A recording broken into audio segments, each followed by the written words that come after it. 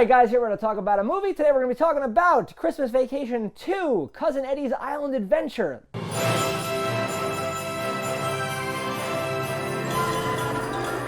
Lee, have you seen this 2003 gem? Didn't even know it existed. Who did? Ha ha! It's all you love and know. It's Cannibal Video. Randy Quaid did not. It is a shock. To the system. And they did get a couple people to come back for this one, so you got that going for it. You've got a Griswold, you've got random guy from Europe who gets hit on his bike. Is that, wait, we'll get into that in spoilers of who's who and where they fit in and all that stuff. But this movie felt like something created by like a devious AI, like not made by humans, made by a computer in a simulation, specifically to cause me brain damage.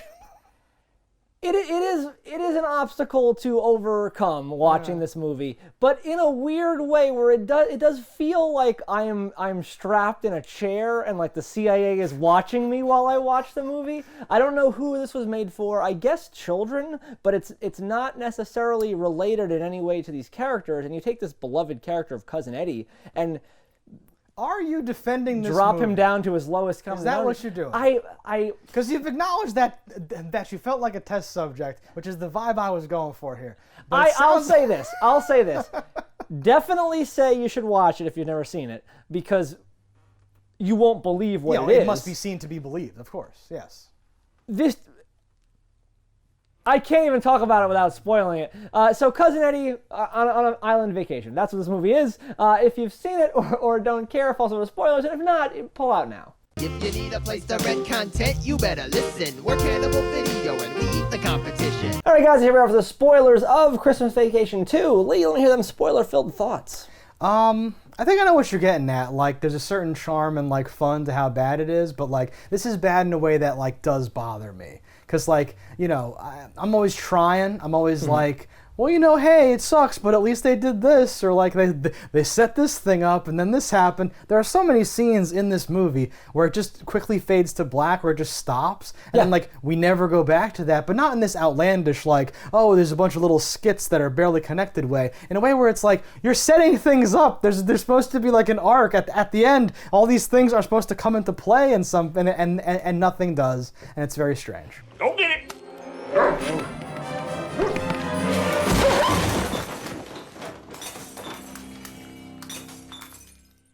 No, it is a ludicrous, just a string of sketches that were written, I don't think, for this, that just it all came together to be in this, because like there's one part where they're on the tarmac and it's like, oh man, look at it, those people look like ants. Hey, look at all those people down there. They look like ants. Those are ants, Dad. The plane hasn't taken off yet. They're in like Milwaukee in the winter. Like there's no ants. Like that's just a skit that some bullshit thing you wrote. Yes. And then there's random things where it's like, did anyone lose this leg? And the guy just walking around with a leg, and then 2 seconds later there's actually a payoff where a guy's hopping. And I'm like, what the fuck is the point of this? That was an example where they are paying it off though. But earlier the bowler, that same Santa. Oh, is there a I didn't see him, but I would assume he was cut. What happened? I was prepared to come in here and have you clown on me and say, Lee, you just didn't notice the brilliant payoffs for all these things, right? But yes, Santa's like, I have a bowling ball. Anyone lose a bowling ball? Anyone lose this? And you're like, oh, something's gonna happen with that bowling ball, and nothing does. A lot of it's sad though, because like you have this character. Eddie is this classic National Lampoon character. No one wander off the damn tour. And please take all the damn pictures you want. Now, are there any damn questions? Yeah, where can I get some damn bait? He's fantastic. Yeah. And in this, he's not Eddie. He's this bastardized version of Eddie. Yeah. Almost none of the things that happen to him are his fault, which is how it would be if he were Eddie. It's just like, oh, the plumbing just explodes. It's like he didn't do something. He didn't jerry-rig something. No, he just touched it and it broke. He wasn't like, listen, Clark, I know what I'm doing. I have the best plumbing. I set all this up myself. And then he goes in there and the whole thing, and then it just cuts to like a tsunami. Yeah, that would have worked. That would have been a thing. But this, it's like the house is attacking them. The wife is being blown across the room. When they leave, just water is shooting out of every window. It goes on for so long and it's so bad. They cut back. They cut back to the house and the water is still coming out. And I'm like, oh, I know how movies work. I know the art of storytelling. At the end of the movie, it's gonna be like, yay, we did it, it's good, whatever. Sorry, I have your water bill. Or some fucking thing. Yeah. Something's going to happen with this, and literally nothing does. They never address it. It's just fine. Again. No, like if it was a true Christmas Miracle-esque thing, it would be the guy who runs the Monkeys Bite Your Ass facility would be like getting Eddie home and saying like, oh yeah, too bad we can't do anything. Or like, oh, when assholes skate on ice or something, and then he would like slip on the whole world that has been turned into like an ice rink, or something would happen. Like, I don't know. So, like, it's so nonsensical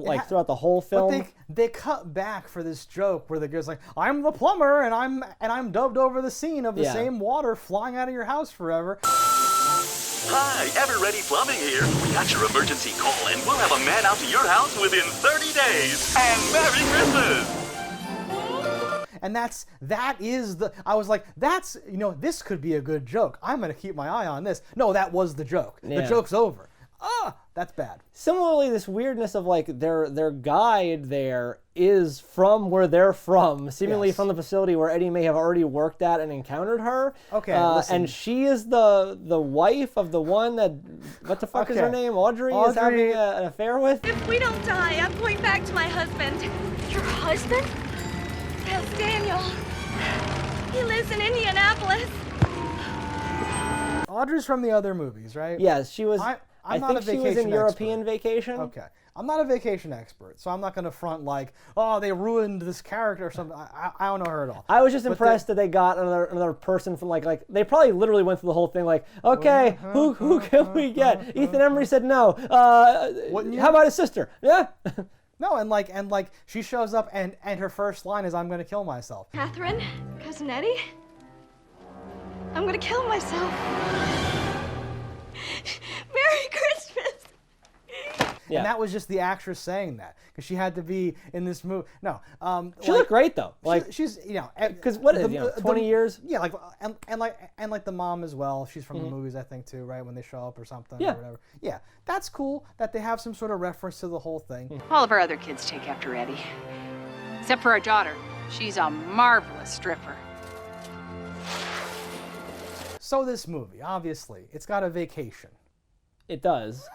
it is like the most like ham-fisted vacation attempt. So you have these people who are already in a Christmas, house of a member of the Griswold family with, their son, Griswold the Third or whatever the fuck his name is, who I hate. Can we take the kid's unusually bad. They're bringing him out, Dad.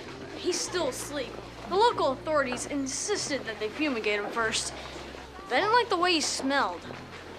And it opens with that kid explaining the plot to some other kid, to some girl, his like girlfriend, I guess, whatever. Who never comes back. Never is like a factor. But yes, she's just asking questions like, oh, why is your name that? Oh, what are you doing? Oh, tell me about these other movies. Like it's such a strange setup where you can tell it was like shoved in there. Do you have any brothers and sisters? They're with my grandma in Kansas, except for my oldest sister. She's working at a strip club in Las Vegas. A strip club? But yes, everything is shoved in to get us to the point where we need to go on a vacation. Because it's called that. And listen, Pig and a Poke, looking back on it, might have been also silly and bad. You've won some fantastic prizes. You want to keep them? Or you want to risk everything and be a pig? Be a pig! Be a pig! Be a pig! Be a... But this pales in comparison to some of the other excuses to go on a sudden vacation that these people have had. It's because it just goes on such a departure. Oh, okay, we're on this vacation. Okay, you're on an island. That's something sequels do. They'll put you on a tropical island. Why not? Hey. But the idea of them making them this Castaway scenario is so ludicrous. You have Ed Eisner, which I'm like, a man I respected. Merry Christmas. I came here to die. Now can I come in and die sitting down? Until now.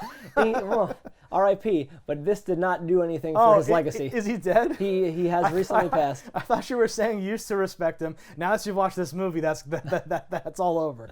No. Pretty cool. Yeah, I just saw him. He was in the Muppets Haunted Mansion. No, he's great. He has like 15 more things coming out, in the next year or two, because that man worked like a beast. Eyes in your back catalog. So I do think he just did a lot of things. He's like, oh yeah, I'll be in a National Lampoon movie. Why not? Like, he has one of the only lines that I liked where, because like you're saying, there's all this convoluted stuff trying to work in characters and connect things to the other movies, or just to connect things in like this movie. And he shows up and says, "Daniel, who's that?" And Audrey opens her mouth to explain. It's like, oh, never mind. I don't care. And I'm like, so like. That's like 20 minutes in. I was like, wait, we've just been setting it up. The movie is self-aware. They know what they're doing. This is gonna be awesome. No, that part did make me chuckle as well. But it's not self-aware and it's not awesome. No, yeah, the humor is short-lived. It's because they're trying to be something else. It almost has like shades of Scary Movie in some of its humor. It's like, oh, he has a tiny blanket. Oh, there's one peanut in his thing. Like all these things that are completely outside of his control. His head is a bug zapper. The plate in his head has become quite a good bug zapper. Just prize those little fellas. What? No, like, I'm sorry? I like what you're talking about, because like when he's on the plane with the tiny blanket and like the one peanut, he's also accidentally destroying Eric Idle again.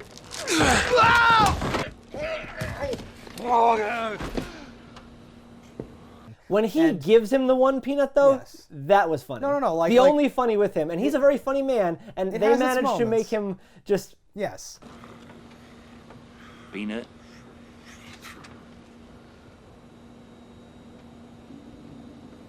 Thank you. But like that felt like in Scary Movie, when she goes to like the movie theater and watches that, it felt like, oh, this is a self-contained little thing, like you're saying, like it's a skit, not even from a script, just like someone has index cards of like, a guy can't remember the name of like the president and he's doing this or whatever. It's just these like stupid little scenario, things to like shove into a movie at some point. Things that they have seen in other films, they have written down and said, let's use that. I think Looney Tunes did this. At one point, he makes like island moonshine. Woo! Wow, that's got a kick. What is in that? And I'm like, oh, this is gonna be a thing, and it's just nothing. No. Like we can't even show a clip to show you nothing. It's just nothing. They drink it, they go, wow, and then it quickly cuts to another scene. And there's no scene of them drunk. There's no scene of them hungover. There's no scene of them whatever. There's one quick passing reference to where Ed Asner doesn't want them to like waste any more of it.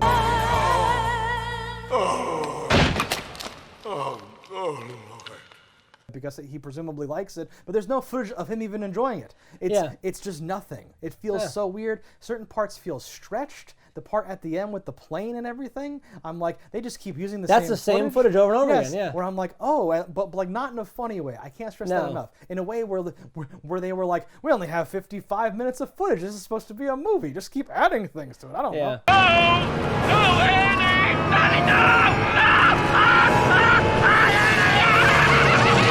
I did like in the humorous way though when they're in the boat like being pulled by the shark. That like cuts to like some like Mighty Bushian thing where I'm like, what the fuck is this? The wide this shot. Is, Where it's this like is brilliant. Outlandish. Yeah. That kind of stuff is funny. Like, but he's such an over-the-top cartoon caricature of a human being. Yeah. But then it's not used to its full potential. It's like cut off in the middle here, where it's like it's like we saw the finish line where funny was, and we said, I'll make base camp here. Yeah, we can't. And maybe we'll try for the summit with movie 3. Yeah, this is too much. We can't bite off more than we can chew. Yeah. It's too rich. Think of your liver. You can't do that. You'll get the gout if you keep eating all this rich comedy. Billy Johnson.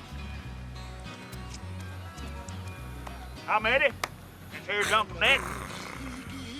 That's my boy.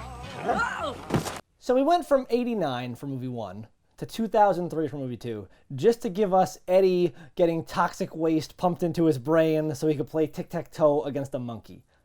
And lose. And lose. Of course he loses. They're playing Tic Tac Toe, and the chimpanzee appears to be winning.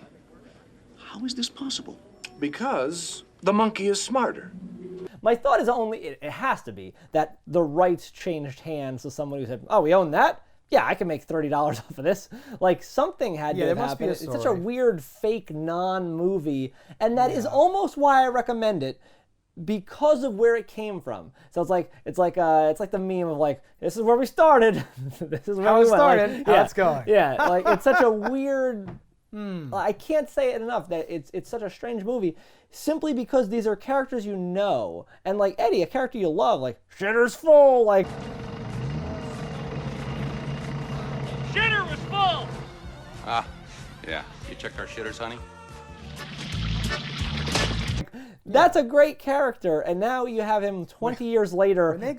When they go to like the hillbilly casino and Oh, it's like, yeah. guess the number and stuff like that, I'm like, ooh.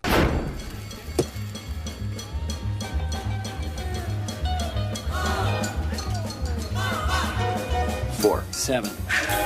The writing was like stuff. the budget was also so much different on that Yes. movie, but like. This No, but, like, direct-to-video, no, I think like you've, bastardization of my childhood. No, but I think you hit the nail on the head that this is just like a retrofitting, and like the amount of references to things, like they took the RV, they repossessed this. Oh, Dad, it's like at one point the mom character says, "Your father knows about that. You don't have to remind him about that." And I'm like, is this more lampshading? Like back home, we had to quit being a mail-order dentist after you stapled the mayor's mouth together. Third, your father remembers that. You don't have to remind him. Do they know what they're doing? And like they kind of know what they're doing, but they don't care like that they're doing it. They're just like, we don't care about this at all. It seems like this might have been some like, oh, we're making some random Christmas movie. Oh, we got Christmas with the Cranks 3. Oh, can we retrofit that to be a Vegas vacation thing? Get rid of those cranks. Randy Quaid's Yeah, available. He's out of something. jail? Yeah. And you go down, it's like, yeah, it's I lured him over here with a Rupert Murdoch mask. just a trail of horrible things. Ooh, piece of candy. Thinking about killing myself. Or eating large amounts of ice cream. I'd go for that ice cream deal. Let's talk briefly about the plate in his head, which I think was a thing before. That is a thing. This is a core character trait. He's at the airport, and the little like wand gets stuck to his head, which I thought like, oh, this will be. Oh no, we're on the plane now. They just cut away from it. Raise your arms, please.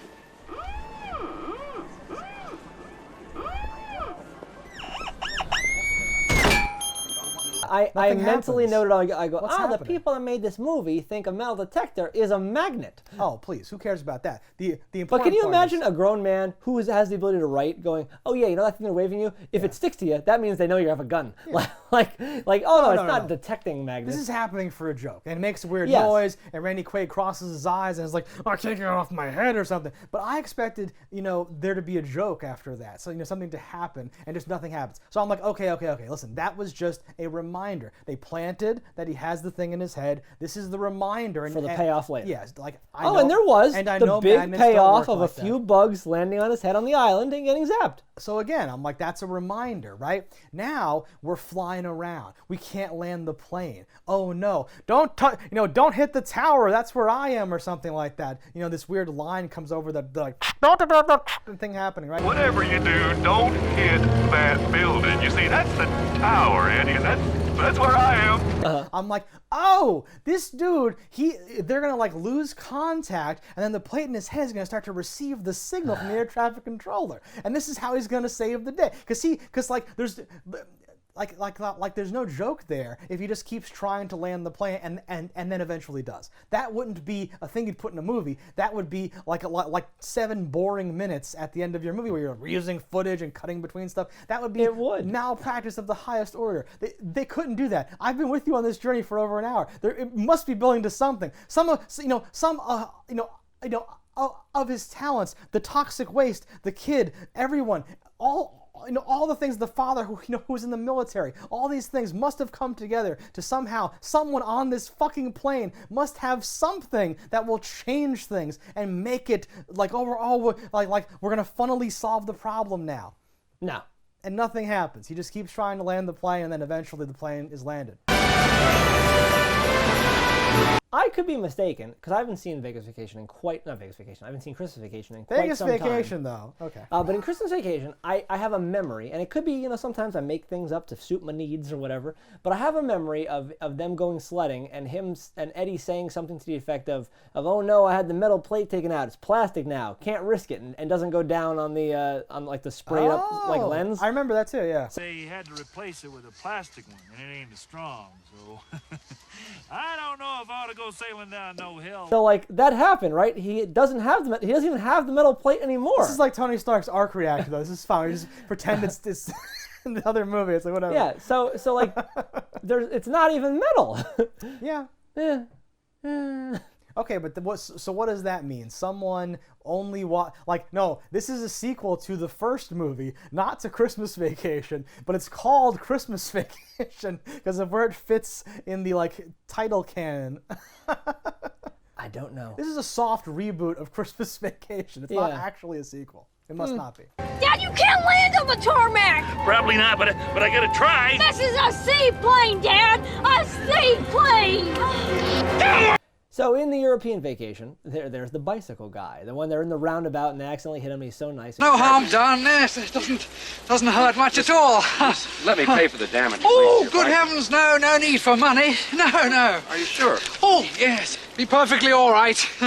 He is the same gentleman who was in the airport here, the same British gentleman That is. who Eddie throws through a fucking X-ray machine. I hear sometimes they run out of peanuts. And everyone wants to shoot him for some reason. Okay, number one, that is Eric Idle. He's a national treasure. Number two, this is post 9/11. If you fart strangely in the airport, everyone, including Santa, pulls a gun. I liked that. Okay, but that does happen. He's the same Peanut Man. I did laugh a little bit when he like launches him like his face. He's a very great facial actor. Yeah. He's Monty Python, right? One of the guys. Yeah, I believe so. Yeah. No, he is. So when he launches into that fucking, he's like, woo! Like Britishy face just flying along. Okay, he's very funny, but he's wasted. Like You're a foreigner, ain't you? What are you? I'm English. he's such it's honestly insulting to him that he's in this movie. I'm like, what did they offer you? And like, I look at everything a certain way. So I'm like, oh, this is how he got through the metal detector. And maybe this strange British man who I've forgotten from the earlier movie is even a thing. He's like some sort of weird terrorist guy that Eddie just inadvertently helped him get on the plane by throwing him through the fucking baggage, like machine. And then disarms him by No, but like in all the hubbub, right? You just get through. Sorry about that, sir. Oh, sorry, crazy, whatever. Sure. And then they don't make you go back to the end of the line. He's just in there now. Oh, he's a shoe bomber. It's going to be a whole thing. It's going to be a whole thing. Or like he'll be on the island or something will happen with them or whatever. And then, yes, he never comes back. He was just there for the one day of filming, much like Fred Willard, who's his boss, right? We have certain real comedians, good people here. So we inject them with nuclear waste, and then we study their brain waves and other organs to examine the effects of the nuclear waste on various species of anthropoids. Who are just there for like a minute. Yeah. The Australian gentleman who flies the plane, I got the impression that he almost never spoke. That it was all just added in after the fact. Oh, really? What's that smell?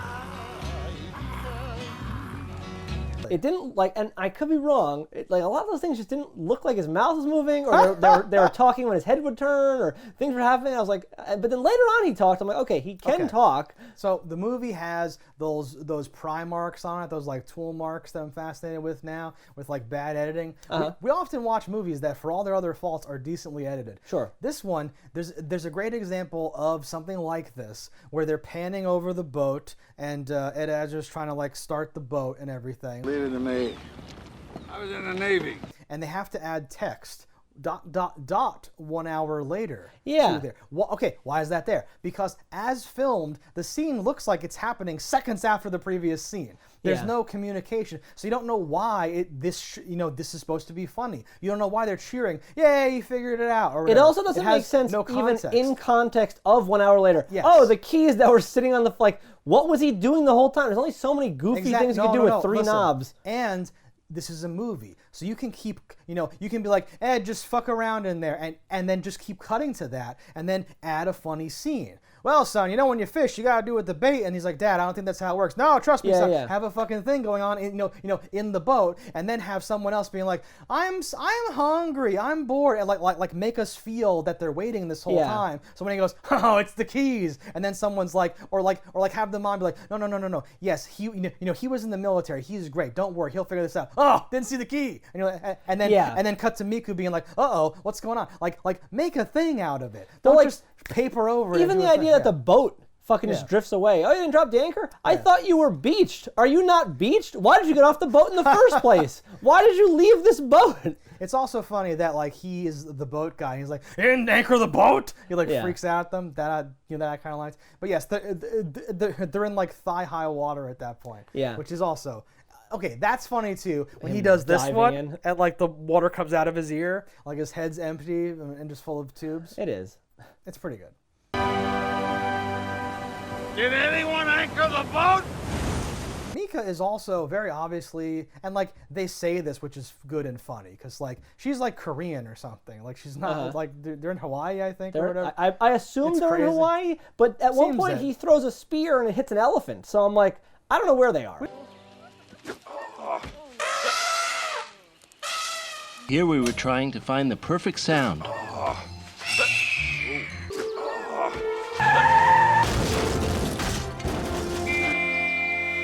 That's it. We don't see that elephant. We don't see it, but they added that conscious choice of like, okay, we gotta add a noise. Tiger noise? No, that's foolish. Elephant noise. Yeah, something Polynesian. No, I don't know what's going on. But then when she says, "I'm from Milwaukee," it's You know where we are? I'm from Milwaukee. I don't know much about these islands. like that's funny. Okay. Yeah. Because it's like out of place. Then they start calling her Milwaukee, and I think that's funny because they couldn't pronounce her like Islander name anyway. Yeah, her name is like Mika Lakaliki or something horrible, where it's like, it's 2003, people. What are you doing? Yes. Yes. I'm from Indianapolis. Or my boyfriend is. She's from Milwaukee. Yes. My favorite line in the movie is when he gets to the island and he's like, oh, this is fucking great. He's like, that monkey can bite my ass every day of the week and twice on Sundays. This is the way you folks show your apologies. That monkey can bite my ass every day of the week and twice on Sunday. Yes. If this is what happens when you do that, well, I'll tell you. Yeah. Yeah. No, they make an attempt to try to do this awesome thing where it's like, this was the best Christmas ever. Because everybody chipped in and built a house out of bamboo or something. It was a nice house. Listen, like, there's potential in this idea. Wait, okay, like, one of the only, because I almost said one of the best things. One of the only things that actually is happening in this movie is he's, like, chasing the little baby boar. And then, like, in my head, I'm like, I know where this is going. But still, they actually executed all of the basic points of this, where the baby boar runs away, he's like, where'd he go? And then, like, the mama boar is there, he's like, uh-oh, and then they run the other way and they go back and all that shit, right? And It felt like such a weird composite, though. Oh, like, the boar is like, just, are these things chilling. happening at the same time? No, the boar, like, is like very obviously kind of like amused and not invested in this. Yeah. And even when it's about to die, it's like just looking. It's not acting at all, which is fine. But I love him killing the boar by accident. I love his wife being like, "Oh, my big strong man killed the boar" or whatever. All this dumb shit. I'm like, this has the makings of a thing. It's just nothing has ever paid off. And it's that boar is gigantic too, and they cook it like the night before it seemed, and they just like sat on the table all day. I'm like, that's a little weird. There's a scene of Ed Asner like basting it or something. Yeah. They're like cooking it on the thing. We're having meat tonight, folks. Christmas.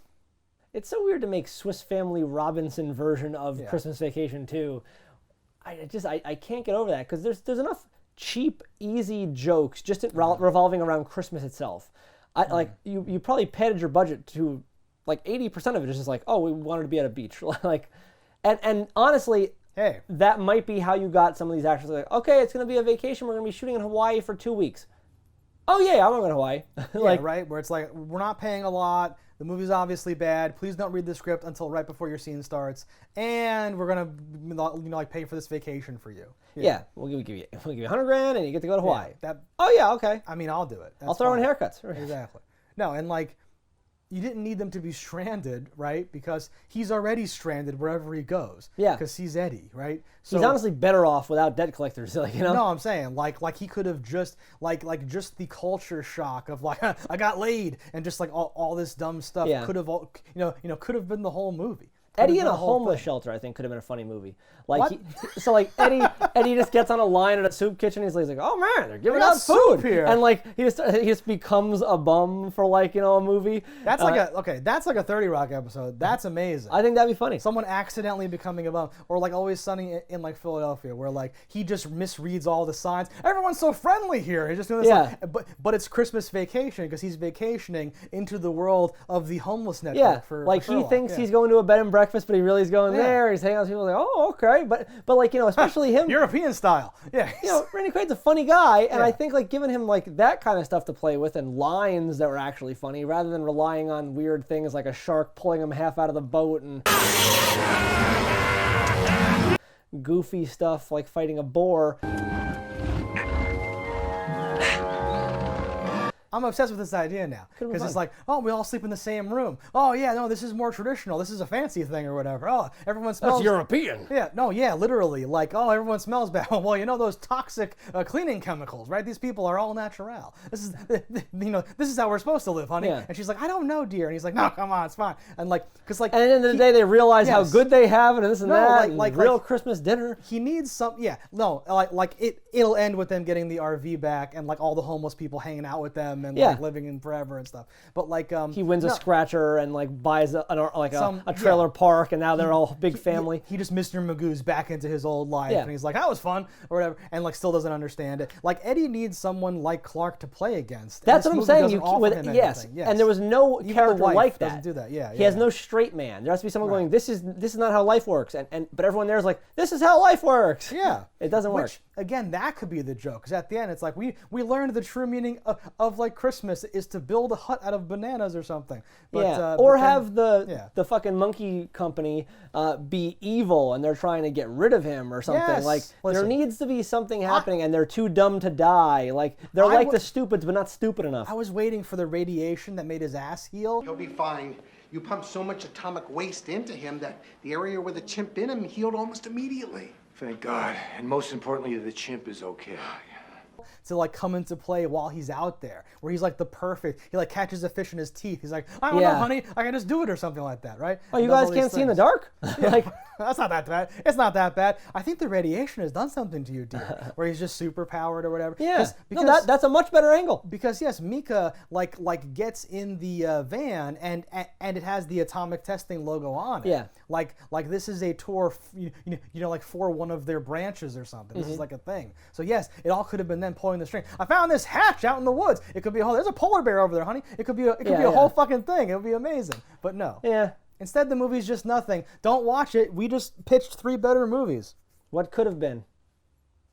All right, guys. Thanks for watching. Let us know in the comments what you thought about it. Don't die in a fire, and we'll see you next time. If you want to support the show, head over to cannibalvideo.com. Pick up some merch. And if you haven't already, hit that subscribe button. That's all right. Yeah, that's something. Whatever. Fuck these motherfuckers. I've been eating nothing but burnt pig and bananas. Cannibal Video has everything you need. A wide array of VHS and DVDs. We ate the competition, now it's only us. Our expert staff